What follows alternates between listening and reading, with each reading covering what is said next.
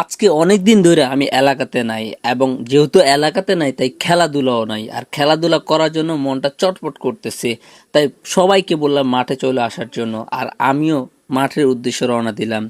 আর ইতিমধ্যে পোলাপাইনও অলরেডি মাঠে চলে আসছে। দুঃখের বিষয় হচ্ছে আমাদের এত সুন্দর মাঠ থাকার পরও খেলার মতন পোলাপাইন খুবই কম। আর যারা আছে তারাও দেখা যায় সময় মতো মাঠে আসে না, এটা একটা দুঃখের বিষয়।